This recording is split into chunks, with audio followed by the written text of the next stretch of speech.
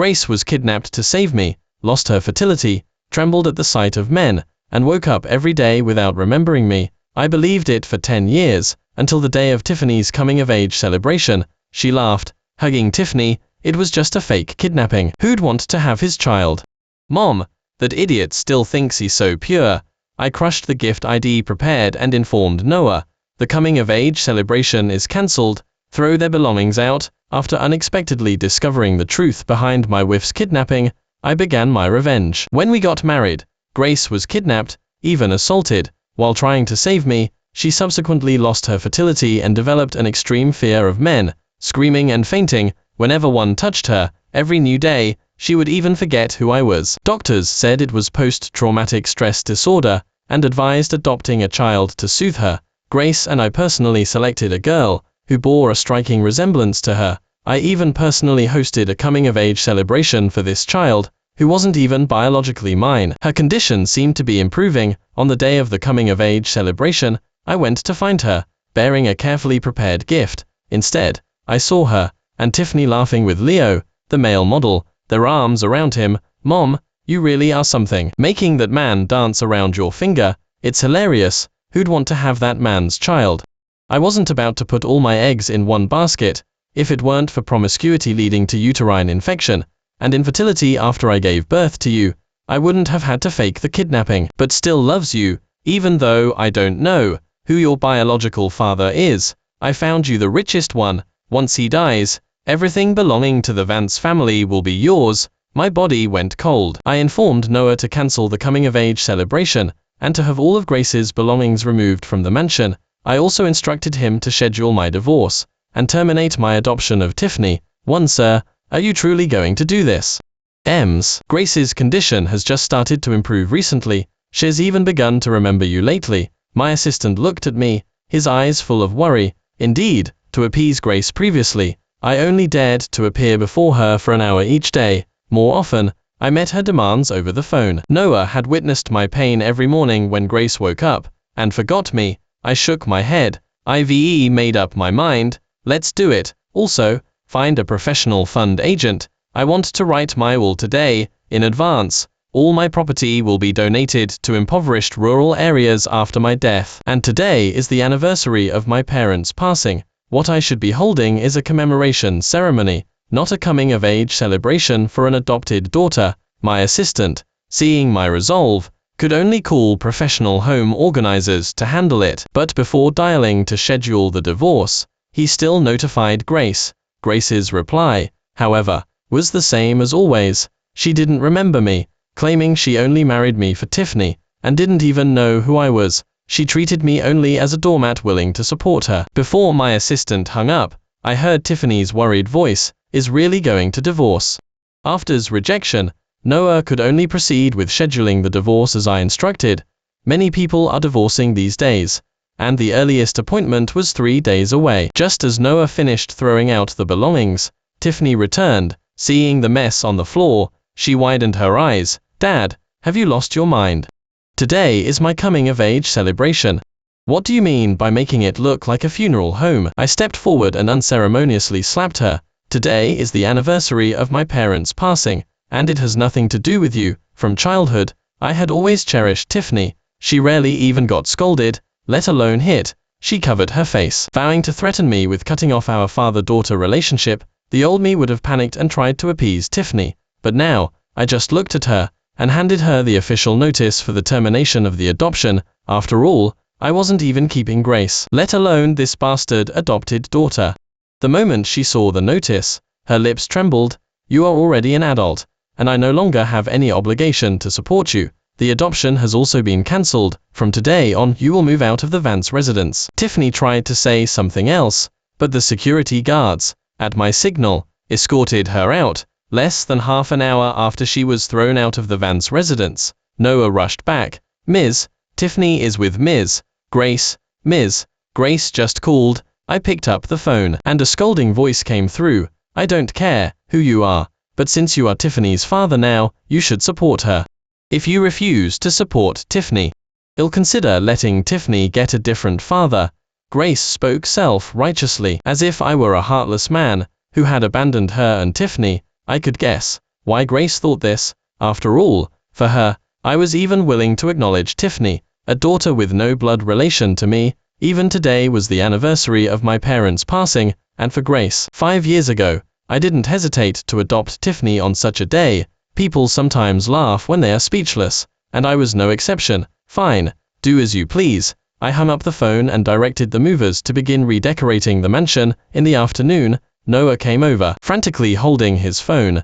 Ms. Grace has gone back to her parents' place. Tomorrow night, Ms. Grace will bring Ms. Tiffany to the auction. Grace was merely an adopted daughter of the Hayes family. I knew before marriage why the Hayes family was in such a hurry to marry Grace off. It was because Ethan, who grew up with her, had developed different feelings for Grace. I had originally thought Grace was unaware of Ethan's feelings. Now it seemed she was not only aware, but was even planning to use Ethan to force my hand. Mr. Marcus.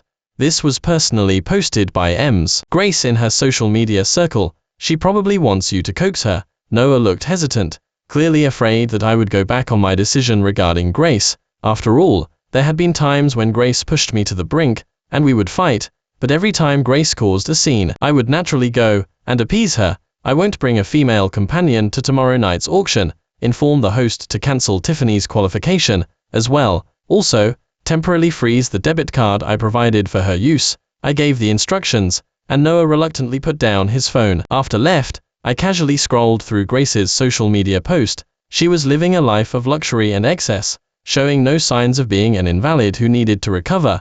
It looked more like a furious threat. On the night of the auction, when I arrived at the venue, Grace and Ethan were standing at the entrance with Tiffany. The host staff stopped Tiffany. Clearly, Ethan no longer had the ability to arrange entry for Tiffany. Ethan was not cut out for business. The family's prosperity over the past few years was solely due to my repeated assistance, given for Grace's sake, but himself had no ability and could only rely on me. I withdrew my gaze, and intended to walk past them.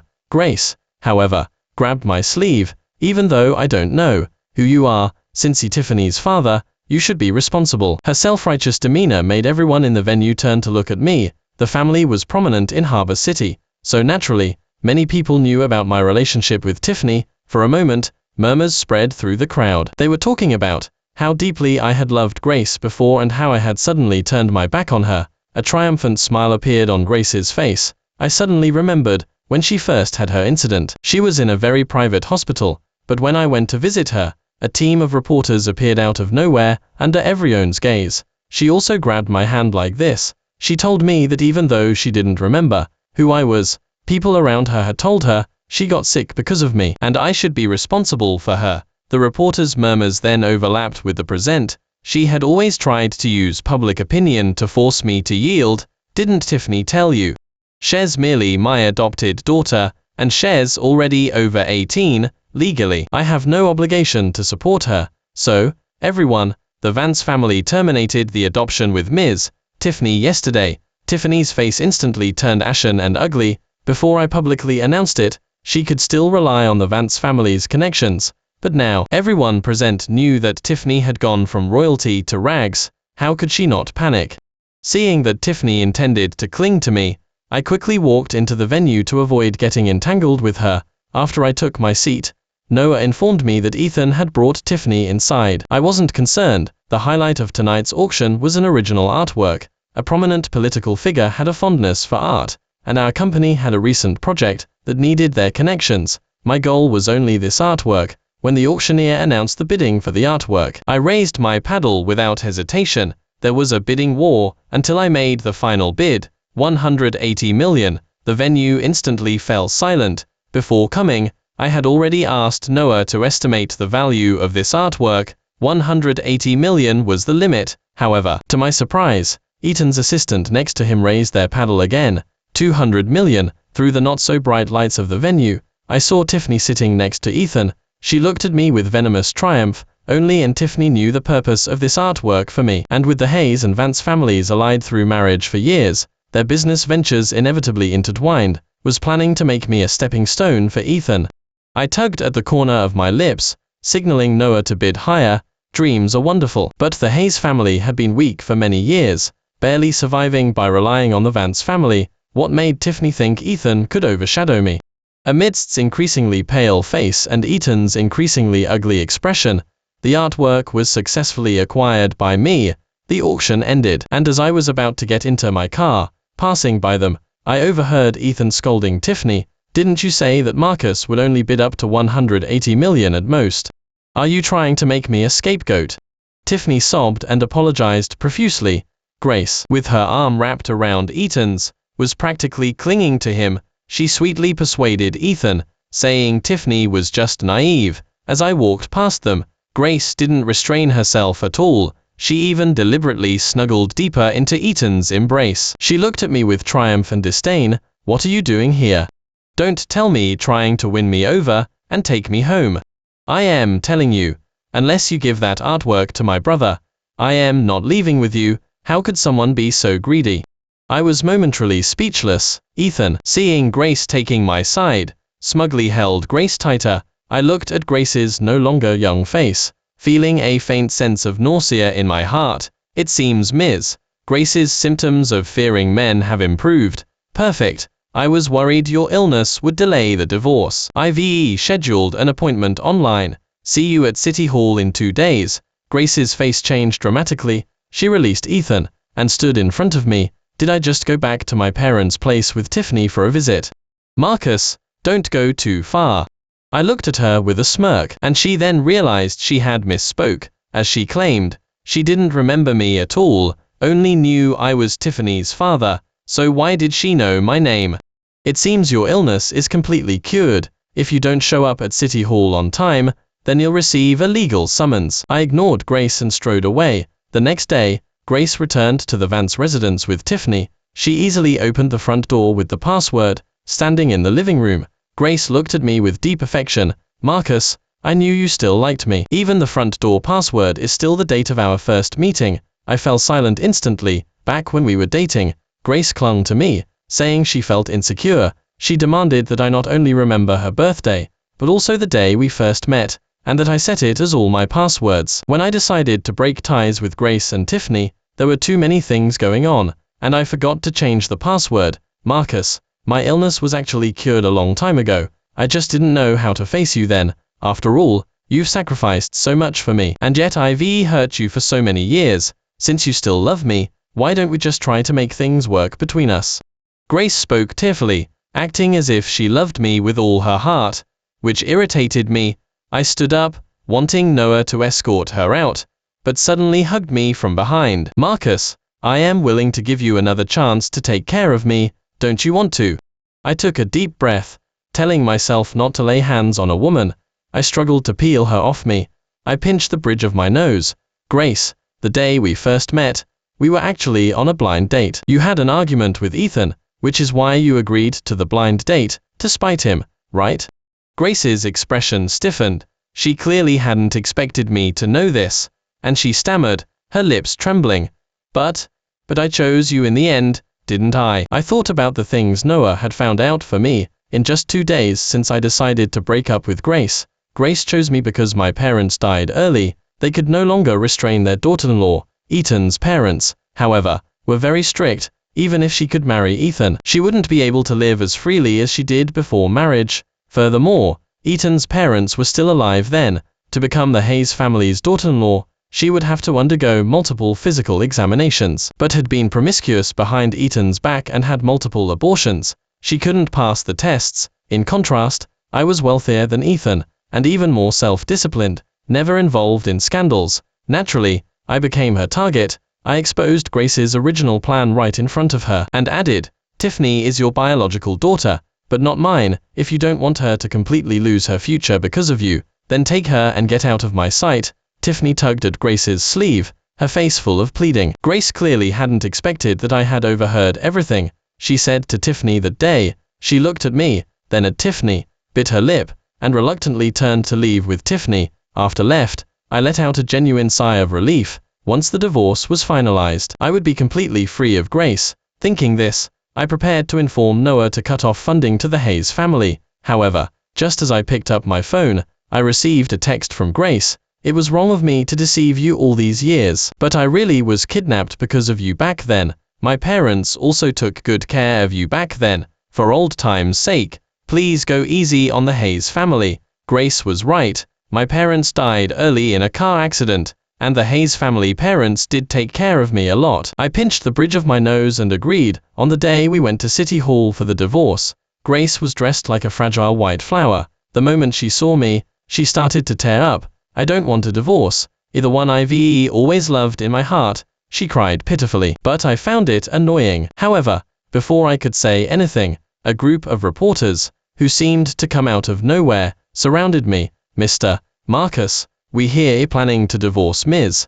Grace, who once did you a great favor. Won't such heartlessness affect your business? Through the crowd, I saw a triumphant smile forming on Grace's lips. I hadn't expected her to pull such a stunt at the City Hall entrance. I hadn't brought any of the materials proving Grace was the defaulting party, and the reporters swarmed us. Grace walked to my side, took my hand, and smiled at everyone present. You've misunderstood. My husband and I are very much in love. It's because of his companionship that I was able to recover. She looked at me, her threat clear. Was I to admit to a fake divorce, wasting public attention, or bear the reputation of being ungrateful? Thinking of the Vance, which I had built up single-handedly, I gritted my teeth and could only temporarily agree with Grace's statement. Back at the mansion, Grace called around me like a femme fatale. Darling, we'll be husband and wife for life. The incident at City Hall quickly escalated, and Grace used it as leverage. She demanded that I continue to adopt Tiffany. The child may not be yours, but I am your wife, aren't I? She twirled her wine glass, a radiant smile on her face. Besides, you haven't even had a mistress all these years, and you're not getting any younger. Having another child might not be as excellent as Tiffany. What do you think? I scoffed in refusal. Grace didn't get angry, merely rose slowly. In that case, I'll just have to make you face some consequences. After she left, Noah looked anxious. Grace's meaning was clear. If I wasn't willing to follow her plan, she would ensure all the charges fell on me. But I knew Grace and Tiffany were like vipers. They were insatiable. They would only want more and more. Get paternity tests done for Grace and Tiffany, and investigate that kidnapping case from back then. Also, my parents' car accident. As I expected, 3 days later, Grace appeared in a live stream, her eyes red from crying. She tearfully complained to all the viewers in the live stream. The day, I actually wanted to divorce because Marcus had been physically abusive towards me for many years. She rolled up her sleeve, revealing what looked like old bruises. Soon, our company's official social media account began receiving questions and backlash. Even our stocks started plummeting. Grace had clearly received the news. She forced a miserable smile at the camera. Even so, I still decided to give Marcus a chance. After all, he once truly loved me. The live chat comments scrolled relentlessly, filled with malicious insults directed at the Vance. Noah beside me was almost in tears. His face, which I had always found somewhat familiar, was creased with worry. I turned my head to look at him. Did the paternity test I asked you to do come back? Noah nodded, and at the peak of the live stream's tension, the Vance also began a live stream. The moment it started, it was met with a flood of negative comments. Almost everyone was questioning why I was so awful. I understand everyone's feelings right now, but please give me a chance to explain. At my signal, Noah displayed the 2 paternity tests, one showing Tiffany was not my biological child, and the other proving she was Grace's biological daughter. At the same time, Grace and Tiffany's conversation from that day was played through surveillance playback in the live stream. When these things were revealed, the live chat comments paused for a moment. No way. Grace is really that malicious. She caused her own infertility, then found Mr. Marcus to take over, and even slandered him. My phone rang incessantly with message after message from Grace, but I chose to continue the display, including the recording of Grace bribing the kidnappers back then. After I calmed down and thought carefully, I still felt something was off. When I married Grace, the Vance family was in decline due to my parents' deaths years ago. No one in the business world took me seriously. Kidnapping me would yield no benefits, so why would the kidnappers do it? 3 days was indeed not a long time, but over the years, my constant indulgence of Grace had made those kidnappers drop their guard. Noah didn't take much effort to confirm from them that Grace had paid the kidnappers. Her purpose was to use moral blackmail to cling to me forever. In addition, I also revealed a long-buried secret in the live stream when I announced that my parents' car accident years ago was not accidental but deliberate. Grace's emotions completely collapsed. She hastily ended her live stream and quickly called me. Marcus, What do you mean by this? Are you suspecting my parents did something? I didn't turn off the live stream. I just waited for Grace to go wild. Unfortunately, Ethan's voice quickly came from the other end, interrupting Grace's words. I could only regretfully end the live stream. After one live stream, the Vance's public image completely turned around, and I, seizing the opportunity, quickly turned the tables on Ethan. I also cut off my financial support to the Hayes family. Ethan's capabilities were already mediocre. Less than half a month later, the Hayes family entered bankruptcy liquidation, and my marriage with Grace also ended smoothly due to years of no actual cohabitation. But just when I let my guard down, I woke up to find myself in an abandoned factory. I was woken by cold water splashed on me. Before my eyes appeared Ethan's distorted face. Grace stood behind Ethan, holding Tiffany, looking pitiful. Just go live and admit you lead, and help the Hayes family rise again, and I'll ask my brother to let you go. Grace was negotiating terms with me, while Ethan merely toyed with the hunting knife in his hand. I can do all these things, but I want the truth. Did your parents really die at the hands of your parents? What happened back then was too long ago, and Noah hadn't found the full truth. Ethan's parents had treated me like their own son for many years. I couldn't bear to pin the worst possible outcome on them, but the timing of their adoption of me was too coincidental. I couldn't help but suspect. Grace sneered. Want to know the answer? Sure. First tell me your debit card password. Clearly, she was impatient to get the cash. I looked at Grace, then shifted my gaze to Tiffany. Does like Grace so much that he's willing to raise Tiffany for you. A triumphant expression appeared on Tiffany's face, which bore an 80% resemblance to Grace's. Uncle isn't like you, so petty and stingy, trying to kick Mom and me out over a small matter. I didn't comment, just chuckled at Ethan's possessive micro-expressions towards Tiffany. Ethan's failure to marry Grace had always been a regret in his heart, and now Grace's promiscuity had clearly shattered Ethan's idealized image of her, and was simply the perfect substitute. I smiled. I just wonder if this non-biological uncle of yours is treating you as a lover or a niece. The moment I finished speaking, Grace furiously slapped me. She protected Tiffany like an enraged lioness, shielding her behind her. Even her expression towards Ethan held a hint of vigilance. I thought, Tiffany was her only descendant now. No wonder someone as selfish as Grace would desperately protect Tiffany. Idiot. Your ex-husband is just trying to make us suspicious of each other. That way, hell by time, and the police will eventually find him. Ethan slapped Grace, then looked at me with a sinister expression. Unfortunately, we're not stateside right now, we're on a remote island. There's no harm in telling you the truth. Your parents' death was indeed related to me. Ethan brazenly recounted the entire story. My parents' death was indeed an accident, but it was a deliberate one. It was Ethan who had secretly snuck into our car's driver's seat and left a beverage bottle jammed under the brake. That's why my parents couldn't brake while driving on the highway. Ultimately, the car crashed and they died. Anne's parents were not entirely innocent either. They secretly hid the dashcam, which wasn't completely destroyed. They covered for Ethan. As for after I became an adult, they also instructed Grace to approach me, so that the family would no longer have any worries. After finished speaking, he pressed the knife against my face. You've heard the story. Now give me what I want. The blade grazed my cheek, a sharp pain searing in the throes of extreme hatred. I could barely remain calm. Ethan, my parents helped you back then. When you were 10, you fell into the pool. My father risked his life to save you. Ethan scoffed. Who cares about your parents? Our lives got much better after your parents died.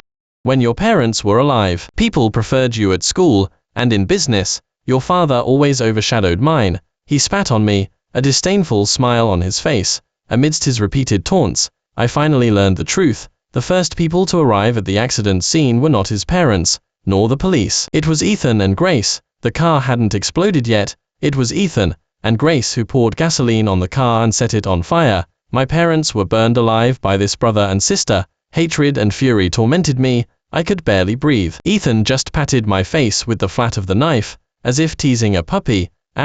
Marcus should be more compliant, otherwise, you might not even get a chance for revenge. Look at your expression, it's so entertaining, in the reflection of the knife's blade. I saw my bloodshot eyes and flushed face. I forced myself to calm down. I gave Ethan the password. Only by stabilizing Ethan first, by buying time for rescue, would I have a chance at revenge.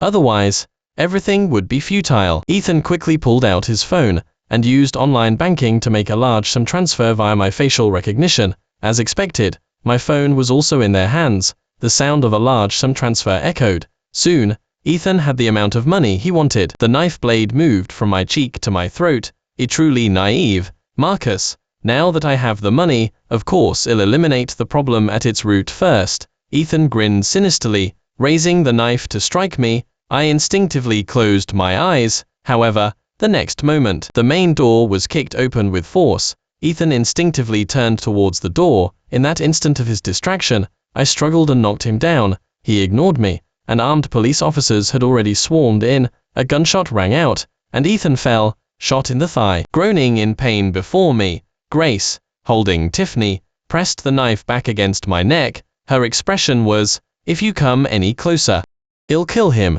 I sighed, and said softly, "Give up, Grace.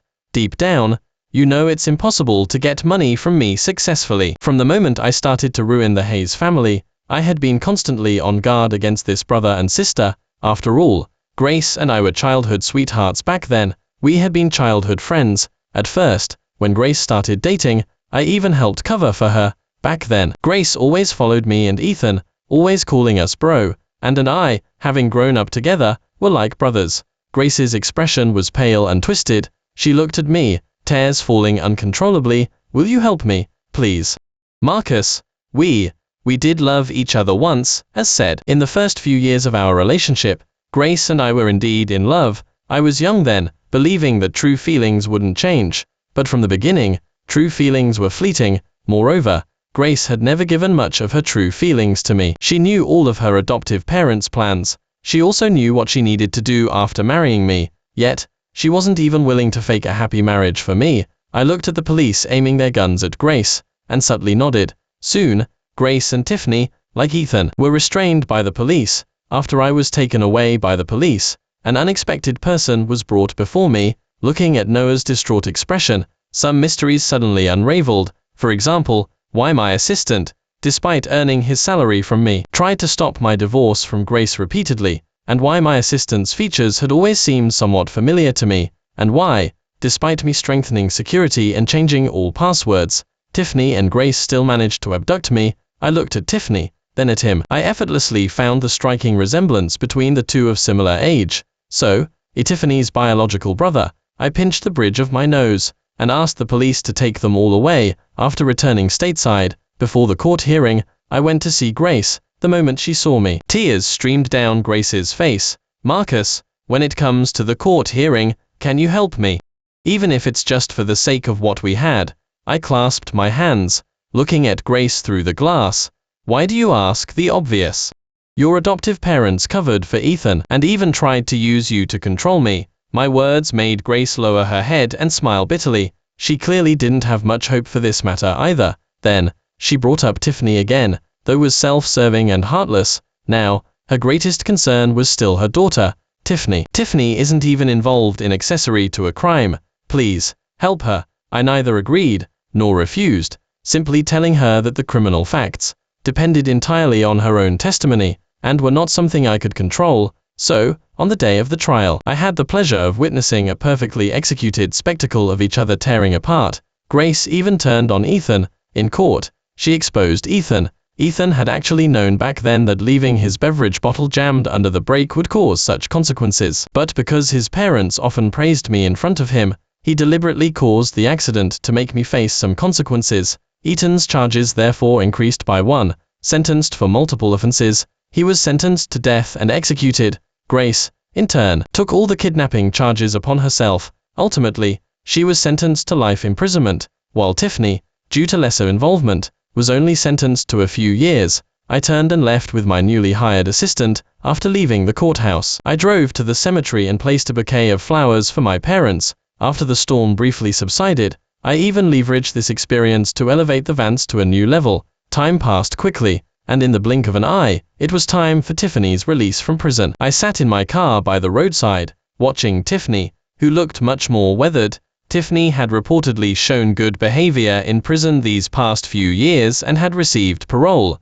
So, in just 3 years, she regained her freedom. I had not allowed anyone to make things difficult for Tiffany in prison. Despite this, Tiffany was jumpy, constantly looking left and right. The assistant sitting beside me quietly inquired, "Mr. Marcus, should we proceed as planned?" A faint hint of discomfort showed in the young man's eyes. I knew that what I was about to do to Tiffany was like something an evil person would do. However, after learning the truth about my parents' deaths, I had already become a madman. I couldn't tolerate anyone with Hayes family blood living a peaceful life. I nodded slightly to Noah. He quickly got out of the car and approached Tiffany, starting to introduce her to predatory loans. Tiffany would soon fall into a debt spiral, and as for what her ultimate fate would be, I wasn't going to stand idly by. I was determined to watch her descend into complete ruin step by step. As I expected, soon, Tiffany was unable to repay her predatory loans, and was hounded by creditors. I had Noah guide her to Aspen City. Quickly, in order to pay off her debts, Tiffany resorted to prostitution to borrow another sum, but instead of focusing on legitimate business, she began to get involved in illegal dealings. For 18 years. She had been pampered growing up by my side, and had hardly had to navigate the treacherous side of human nature, as I wished. She was trapped in a quagmire, unable to escape. Eventually, she was forced to sell her body and soul. When I saw her again, it was in an infectious disease isolation unit. Tiffany had late-stage AIDS. She was nothing but skin and bones, and the moment she saw me, a still clever Tiffany connected the dots. She looked at me, struggling hard to try and grab my hand, but her hand, covered in scars and sores, was simply avoided by me, and she, due to overexertion, even dropped the last remaining life-sustaining oxygen tube. Listening to the heart monitor emit a piercing beep, I curved my lips slightly and took a picture. 2 weeks later, I applied for a prison visit with Grace. In fact, for the past 3 years, I had visited Grace every month. I would reminisce with her about the past. Then, pretending to be touched, I would tell her that I would take good care of Tiffany once she was released from prison. Grace, of course, didn't believe me at first. However, 3 years, 36 months, 72 hours, with my continuous repetition, Grace came to believe it. She even thanked me, hoping that I, as an uncle, could look after Tiffany. This time, it wasn't yet visiting hours, but before Tiffany's release from prison. I told Grace the good news about Tiffany's parole. Grace looked at me expectantly. "Brother, how's Tiffany doing? Did you get her into community college?" A mother, her eyes full of hope and longing. I suddenly spoke. "Grace, back when you and Ethan murdered my parents, didn't my mother also look at you this way?" My words stunned Grace slightly, and she pursed her lips. Soon, she started crying. "Brother, you might not believe this, but for so many years, every night when I sleep, I dream of Aunt. In fact, she struggled for a long time back then, and it was only after I secretly promised her that my adoptive parents would take care of you, that she took her last breath. You must not have seen that expression. It was horrifying, so despairing. Maybe if you saw it, you'd have nightmares too." I interrupted Grace, opening my phone with a broad smile. The phone started playing a very long video. Watching, whose expression grew increasingly grim, I spoke softly. "I certainly haven't seen a mother that despairing, but today, perhaps I can, and I am certain, I absolutely won't have nightmares because of it. I'll only have pleasant dreams from now on, thanks to your expression." Grace's face, which had originally been filled with excitement and smiles, suddenly stiffened. Those expressions froze on her face, like ghastly white lard. She watched Tiffany descend into ruin step by step. She let out a howl completely unlike a human's, like a wild beast that had lost its young. Tears quickly gushed out. I relished her despair, savoring her pain. I felt an unprecedented sense of exhilaration, and when the video froze on the image of Tiffany's death, Grace suddenly lost her voice. On the other side of the tempered glass, she went wild, trying everything to attack me. Grace was smarter than Tiffany. Just a few words and a video, and she grasped the malice I had hidden within them. Anne's struggles didn't last long. Soon, prison guards came to subdue her. She was held down firmly in front of me, sobbing silently, with tears streaming down her face. "Grace, I don't know if you regretted hurting my parents back then, but I bet you regret not keeping it a secret from me for life." I ended the call, slowly stood up, and left the prison. Outside the prison, it was a long-awaited stretch of good weather. Noah followed behind me, speaking softly. "Mr. Marcus, today is the anniversary of your parents' passing. Do you think we should go to the cemetery?" I vaguely recalled that the day I discovered Grace was faking her illness wasn't just Tiffany's coming-of-age celebration, it was also the anniversary of my parents' passing. Perhaps it was their spirits in heaven that allowed me to meticulously uncover the entire truth.